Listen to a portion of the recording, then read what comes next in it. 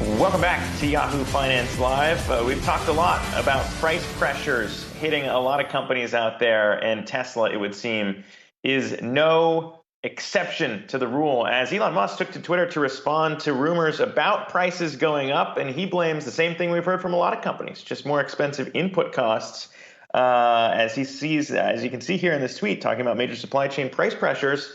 For more on what it means, though, for Tesla, I want to bring on Yahoo Finance's Pras Subramanian, who has more details around that. And Pras, I mean, Tesla's maybe a bit of a unique camp because we've talked so much about demand being, more of the issue there and outpacing what they can do and get out the production line. But what does this maybe say about where Tesla's at and facing a lot of the same issues other manufacturers are facing? Well, it's part of this whole mystery, right, of price increases. Earlier this month, we talked about, Tesla hiked prices for the fourth time this year. And we were talking about how maybe that's more of a demand thing, like you just mentioned. In fact, the cheapest model, the long-range Model 3 long-range plus, standard range plus, went up from $37,000 to $40,000 this year alone. So what do we know now? You mentioned that Musk talking about prices increasing, supply chain issues, putting price pressure on the industry wide. This was in response, by the way, to a tweet by a unverified user who was complaining about Tesla removing the lumbar support for your passenger seat out of the blue without even telling them. Kind of a weird thing to do, not telling your customers about that. Musk saying that the data logs show that no one was actually using this feature, which is interesting.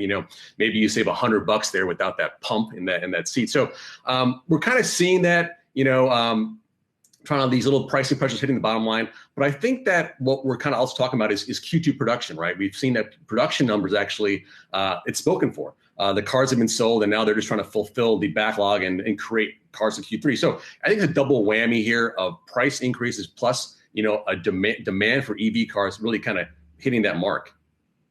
Yeah, and as much as all that's, worth focusing in on, of course, the Cybertruck is kind of the next big launch that people are looking ahead to. I mean, I wonder how much this might play into that because, as you've described for us before, the Cybertruck's still pretty competitively priced, so it might have some upside room if they really had to fall into the same kind of trap here of moving prices higher.